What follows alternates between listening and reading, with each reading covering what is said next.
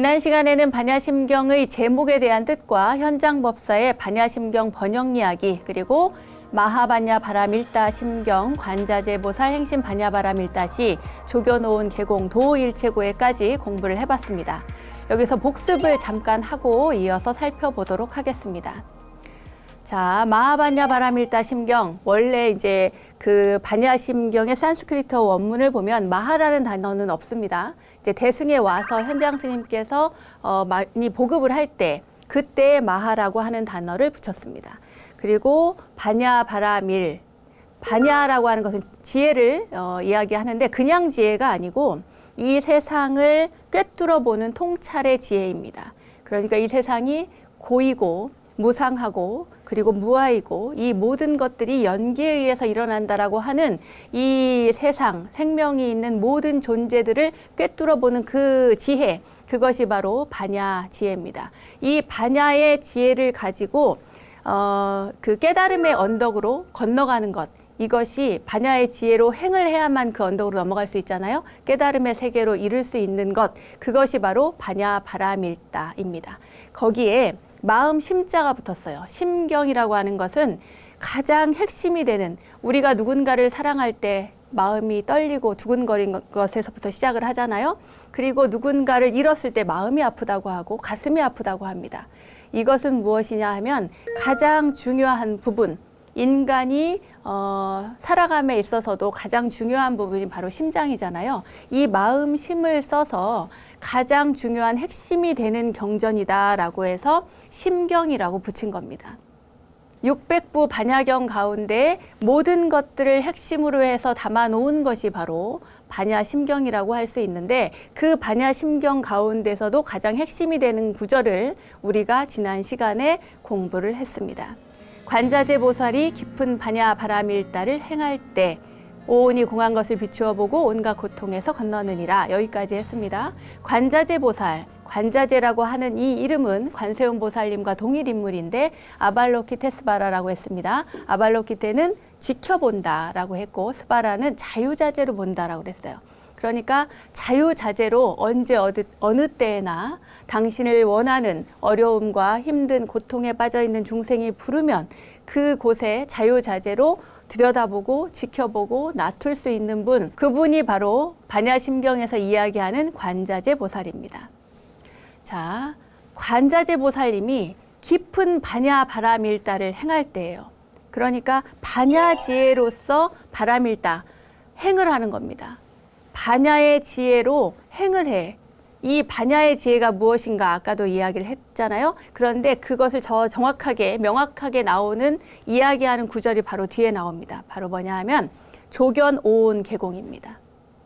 오온이 공한 것을 비추어 보는 거예요. 오온이 공한 것을 비추어 보는 것이 반야심경에서 관자재보살이 말씀하시는 반야지혜인 것입니다. 오온이 공한 것을 비추어 보면 이 일체 고액을 건널 수 있다, 이 얘기를 하는 거거든요. 자, 오온이 굉장히 중요하기 때문에 오온에 대해서 다시 한번 설명을 해드리겠습니다. 오온이라고 하는 것은요, 색, 수, 상, 행, 식이라고 합니다.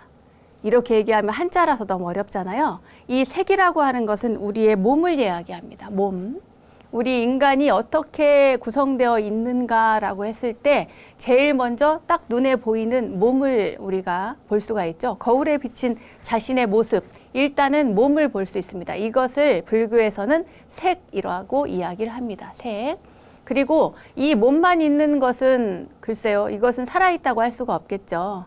정신이 있고 심장이 아무리 뛰고 몸이 움직여도 이 정신이 살아있지 않고 깨어있지 않으면 살아있다고 이야기하지 않습니다. 이 정신적인 부분, 정신적인 영역을 무엇이라고 하냐면 수, 상, 행, 식으로 나누어서 이야기를 합니다. 그러니까 몸으로서 나타내는 이 색과 수상행식이라고 하는 이 네 가지 정신적인 영역, 이것을 합해서 오온이라고 하는데, 온이라고 하는 것은 쌓인다, 모여있다, 무더기, 모임, 이런 의미를 가지고 있습니다. 그러니까 5가지 색, 수, 상, 행, 식이 모여져 있는 것을 오온이라고 하는데, 이 5개의 인연으로 나타나는 인간뿐만 아니라 모든 생명 있는 존재의 생명작용을 우리는 오온으로 보고 있습니다. 그런데 여기에서 이야기하기를 오온이 공한 것을 비추어 본다 그랬어요. 오온이 공하대요. 이 몸뚱이도 있고 수라고 하는 것은 느낌이거든요. 받아들이는 느낌. 그리고 상은 그 느꼈을 때에 일어나는 바로 움직이는 반응, 느낌에 대한 마음의 움직임을 상이라고 합니다.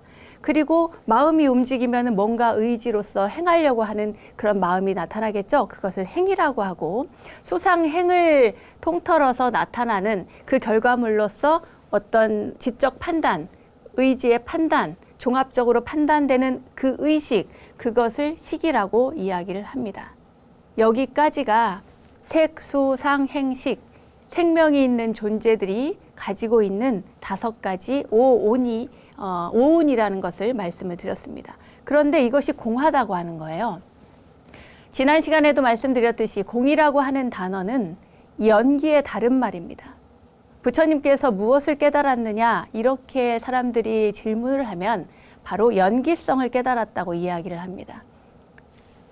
무언가 원인이 있어서 그 결과로서 무언가가 나타나는 거예요. 그 결과가 다시 인연이 되어서 무언가 또 다른 것이 생겨납니다. 이것을 연기라고 하는데 연하여 일어난다는 겁니다. 말 그대로 한자 그대로 연하여 일어난다. 연기. 그것을 대승불교에서는 공이라고 표현을 한 거예요. 지난번에 제가 안녕하세요라는 인사말을 각국 언어로 다 이야기를 하면서 여러분들께 설명을 해드렸듯이 이렇게 이야기하자라고 합의를 한 겁니다. 부처님께서 깨달으신 그 연하여 일어난다라고 하는 연기의 법칙, 그 법칙 안에는 무상도 무아도 고도 다 들어있는 거예요. 그 연기의 법칙을 대승불교에서는 공이라고 하자. 그러니까 연기의 성품을 바로봤다라고 하는 그 이야기는 공의 성품을 바로봤다라고 하는 이야기와 같은 겁니다. 오온이 공한 줄을 아는 것, 관자재 보살이 깊은 반야바라밀다를 행할 때, 반야바라밀다, 그러니까 실천에 옮길 때, 지혜를 실천에 옮길 때 오온이 공한 것을 비추어 보고 그 지혜의 눈으로 바라봤을 때 이 인간뿐만 아니라 생명이 있는 모든 존재에는 오온으로 결합되어 있는데 그 오온이 공인 줄을 안다는 거예요. 그렇게 해서 알아서 도일체고액, 일체고액을 건너게 된다는 겁니다. 일체고액이라고 하는 것은 지난번에도 말씀드렸듯이 사고, 팔고를 얘기하죠. 사고는 뭡니까? 생, 로, 병, 사. 그 다음에 팔고는 여기에 4가지를 더하죠. 애별이고, 사랑하는 사람은 만나지 못하고, 원증해고, 미워하는 사람 자주 만나 괴롭습니다. 구부듣고는 뭐예요? 얻고자 하는데 얻지 못하는 괴로움입니다. 오음성고, 8번째, 이것이 중요하죠. 이 오운으로 이루어진 모든 것들은 공하기 때문에 거기에서 고가 발생한다는 겁니다. 그거를 모르기 때문에, 비추어 보지 못하기 때문이죠. 다시 말해서 오운이 공함을 알면 자신의 마음을 다스릴 줄 알게 되고요. 자신의 마음을 다스릴 줄 알면 이 고해를, 고통의 바다를 건널 수 있게 된다는 것입니다. 즉, 고통을 없애고 싶다면 오운의 흐름을 먼저 깨닫고 그것이 공한지 아닌지 깨닫고 그것을 거기에서 일어나는 모든 고통을 차단하라는 이야기를 하고 있습니다. 자, 오늘은 이어서 가보겠습니다. 그 다음은 사리자여 색이 공과 다르지 않고 공이 색과 다르지 않으며 색불이공 공불이색이 나옵니다. 사리자는 누굽니까? 지혜제일 사리불, 사리뿌뜨라를 이야기를 하죠.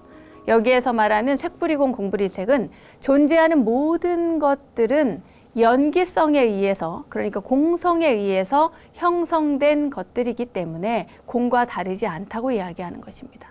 자, 색은 공과 다르지 않다. 이게 뭔 말이야? 이렇게 단어로만 보면은 여러분 이해가 잘 안 가요.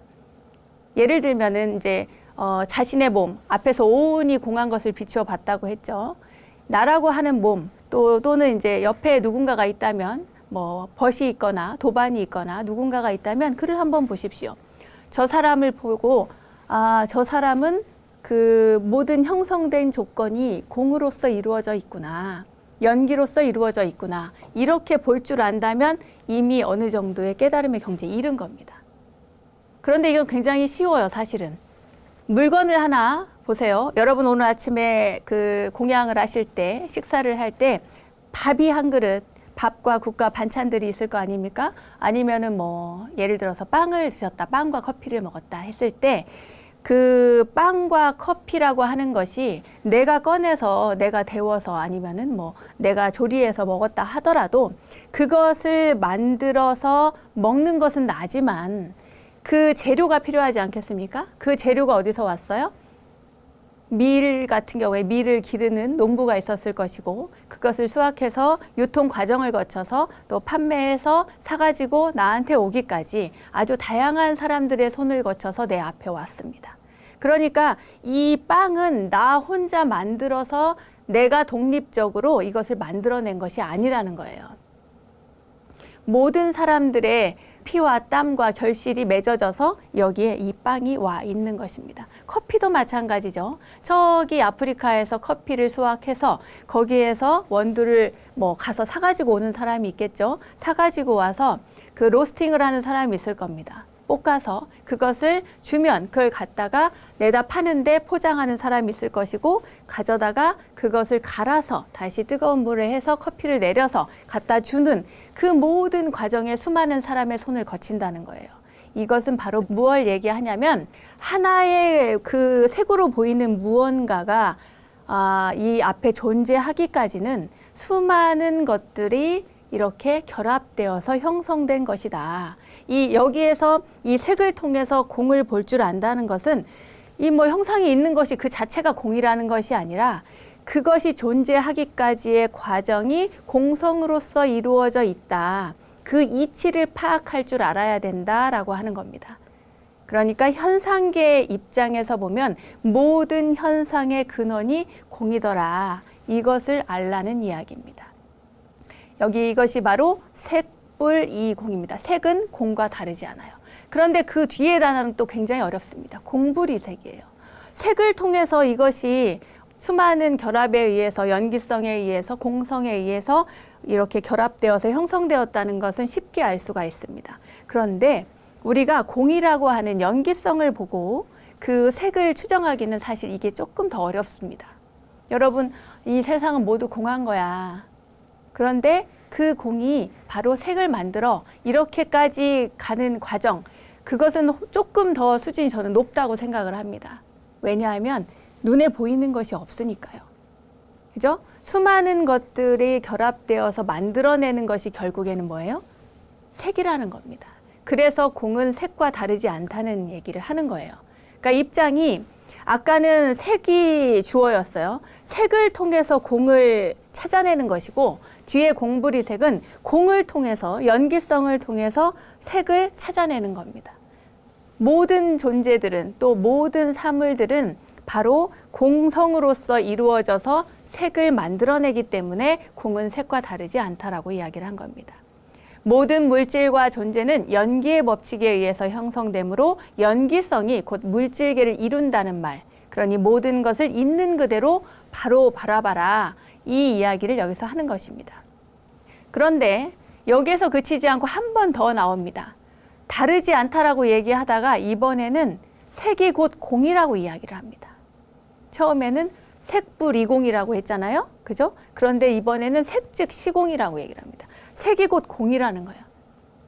색을 통해서 그 안에 일어나는 모든 이치들을 파악해 보니 그것이 공과 다르지 않다라고 앞에서 이야기했다면 지금은 색 그 자체만 보아도 이 속에서 공한 이치를 알게 하는 것, 이것이 바로 색즉 시공입니다.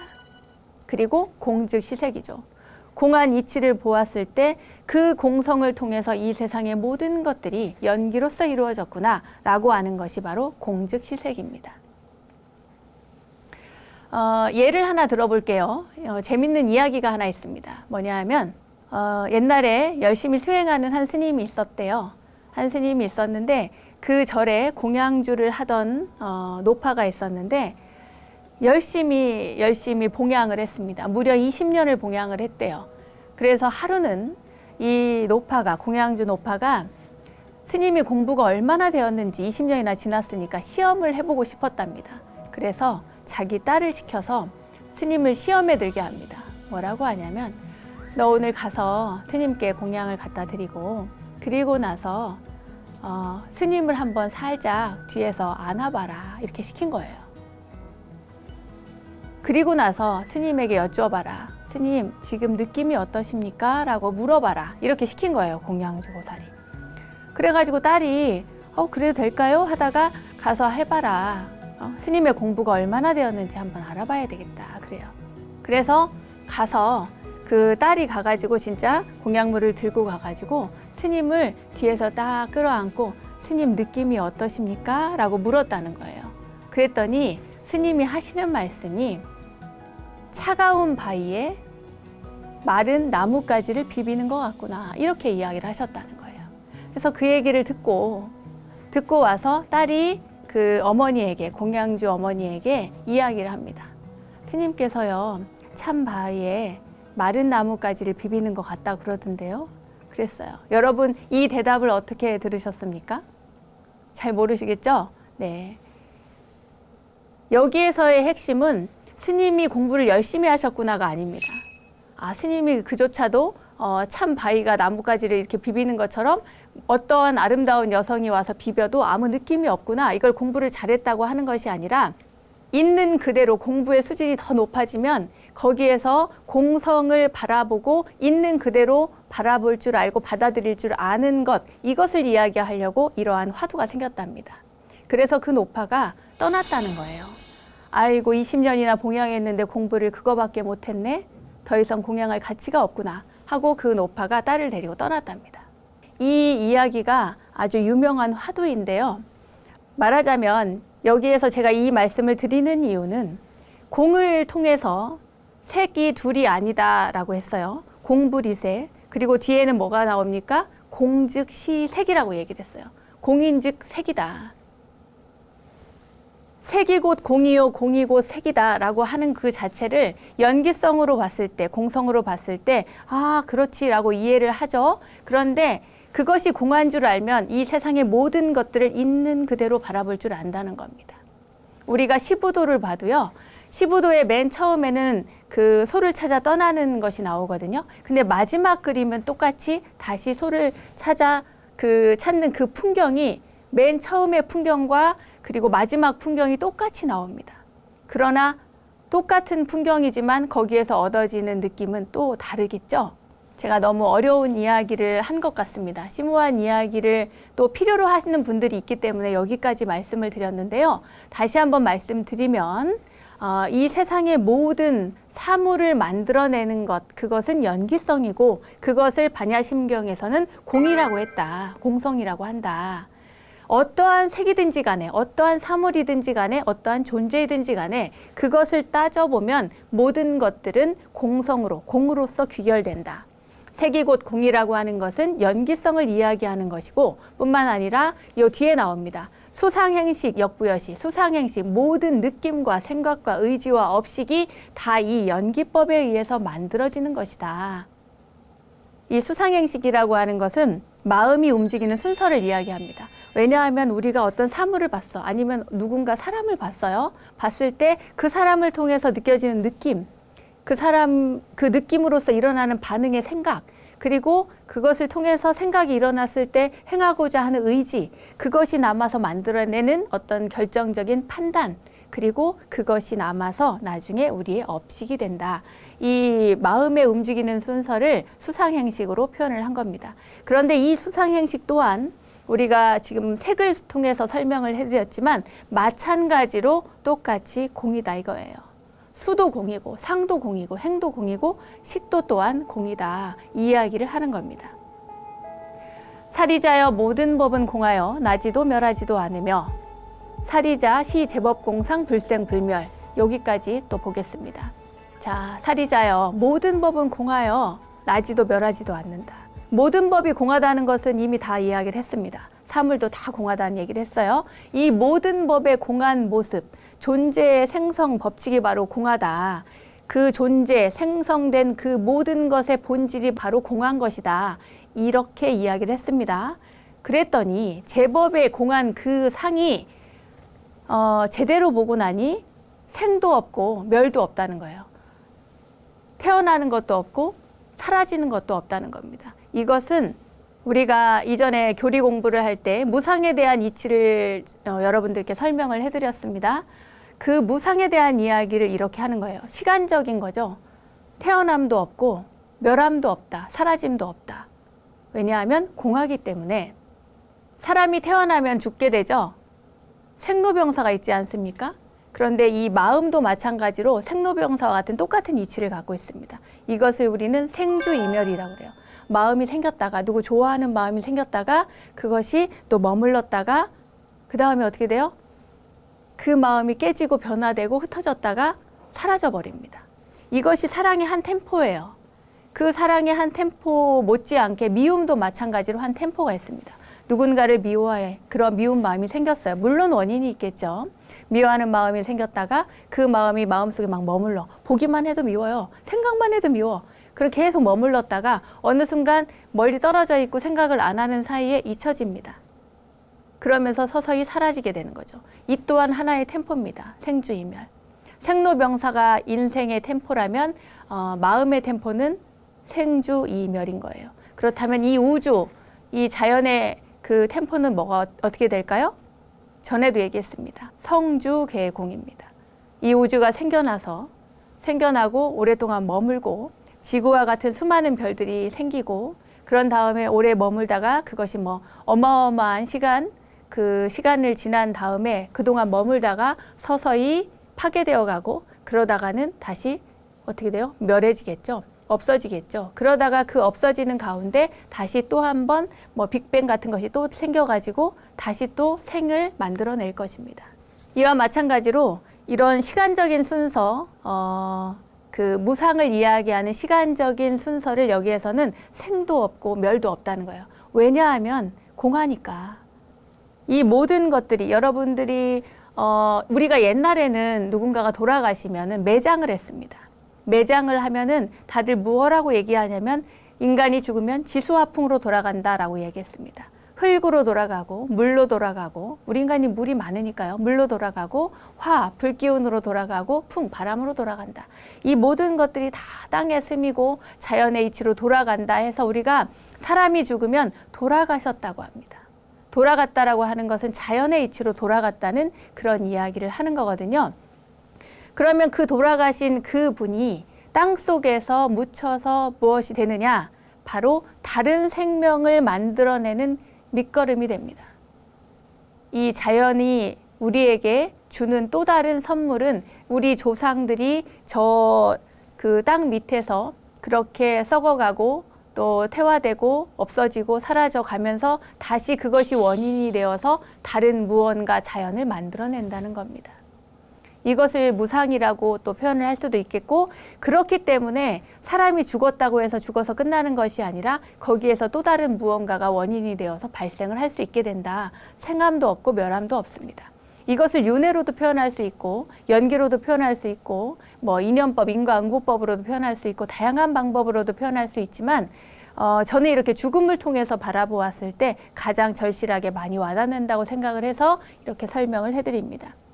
이 세상의 모든 존재하는 것 그리고 현상들 이것을 제법이라고 합니다. 모두 제자에 법법자를 써서 제법, 보는 법, 보이는 법 모든 것들 정신적인 것, 물질적인 것 이 모든 것들이 이 세상의 모든 법은 연기법에 의해서 서로 의지하면서 한시적으로 존재하는 것인데 그것을 잘 살펴보면 실체가 없고 따라서 태어남도 없고 사라지는 것도 없다는 것을 이야기하는 겁니다. 우리가 사물을 볼 때 늘 시간적으로 공간적으로 이렇게 해서 파악하려고 하는 버릇이 있는데 그것을 여기에서는 이렇게 남도 없고 또 죽음도 없고 멸함도 없다 이렇게 표현을 하는 것입니다. 자, 다음은 불구부정, 부증불감입니다. 더럽지도 깨끗하지도 않으며 늘지도 줄지도 않느니라. 이것은 또 생각보다 여러분들 쉽게 받아들일 수 있을 것 같습니다. 시간적으로 봤을 때 공의 모습은 불생불멸이라고 했잖아요. 말하자면 시간적인 것에 대한 우리의 집착을 깬 것이 불생불멸이었습니다. 불구부정은 질적인 것에 대한 집착을 깨기 위한 겁니다. 쉽게 말해서. 공을 체득한 사람은 마음의 더러움이나 깨끗함을 초월하죠. 예를 들어서 그렇습니다. 여러분 차, 커피 뭐 이렇게 차를 한 잔 마셨어요. 여러분 차를 마셨을 때 그 마신 것이 뱃속에 들어갔다고 생각을 하세요. 처음에 마셨을 때는 너무나 맑고 깨끗한 차였는데 뱃속에 들어가는 순간 입을 통해서 목구멍을 넘어갈 때는 굉장히 맛있고 향긋하고 그런 오묘한 그런 맛이었는데 뱃속에 들어가서 내 뱃속에서 하루 이틀까지도 안 가죠. 몇 시간이 지난 다음에 오물로 배출될 때 그것이 처음에 넣었을 때 그것과 뱃속을 통해서 통과해서 나왔을 때 그것이 같다고 볼 수 있는가? 어떠세요? 전혀 다르죠. 전혀 다릅니다. 전혀 다른데 여기에서는 무슨 얘기를 하냐면은 깨끗함도 더러움도 없다라고 하는 것은 그 공의 성품을 이야기하는 거예요. 우리가 현실적으로 현상적으로 봤을 때는 깨끗함도 있고 더러움도 있죠. 그 오물이 예를 들어서 다른 곳에 갔다. 인간의 오물도 옛날에는 거름으로 쓰긴 했는데 예를 들어서 인도 같은 경우에는 소 오줌이 약이 됐대요. 그래서 옛날에 아팠을 때는 소 오줌을 그 배설물을 이제 발라서 약으로 쓰기도 하고 또 그 배설물을 말려서 똥을 말려가지고 그걸 갖고 불을 피우기도 하고 그랬답니다. 그러니까 어떻게 보면은 굉장히 더럽고 지저분한 것인데 그것이 이제 우리 생활에서 꼭 필요한 것으로 봤을 때는 그것을 더럽다고 할 수 있느냐? 그렇지 않다는 거죠. 그래서 여기서 이야기할 때 불구부정은 가장 맑은 물을 우리가 마셨다고 하더라도 배출됐을 때는 오물로서의 더러움이 있지만 그것을 통해서 다른 생명체 또는 생명을 구한다거나 생명이 생기도록 도움이 돼서 거름이 된다거나 했을 때 그것이 생명체의 결과물을 만들어내고 그 결과물을 우리가 봤을 때 그것을 더럽다고 할 수 있느냐? 없다는 거죠. 그러니까 이 이치는 이것의 현상적인 부분으로 봤을 때는 깨끗함과 더러움이 있으나 그것이 이렇게 흘러가면서 만들어내는 모든 것들의 이치를 봤을 때는 거기에 깨끗함도 더러움도 없다라는 이야기를 하는 겁니다. 그것이 바로 불구부정입니다. 부증불감, 그 다음에 부증불감, 이것은 쉽게 말해서 늘어난 것도 아니고 또 적어진 것도 아닌데 예를 들어서 나이가 많다고 해서 여러분 마음이 굉장히 넓고 인품이 훌륭하고 더 마음자리가 커지는 그런 게 아니죠. 나이가 어리다고 해서 또 옹졸하거나 다 마음이 작다 이건 아닙니다. 물론 경험상 나이가 드신 분들은 경험이 더 많을 수도 있고 또 그 경험을 통해서 얻은 것도 많이 있을 수 있겠죠. 하지만 그렇다고 마음이 넓은 건 아닙니다. 공성을 이해한다는 것은 이렇듯 깨달음의 세계를 이해한다는 것은 그 깨달음의 세계에서는 생사도 없고 더러움도 없고 또 깨끗함도 없고 늘지도 줄지도 않는다는 겁니다. 이것이 바로 이 모든 세상의 이치를 통해서 그 공성을 파악했을 때 우리가 알 수 있는 것들이라는 것입니다. 이 영상이 좋으셨다면 좋아요, 구독, 알림 설정까지 부탁드립니다.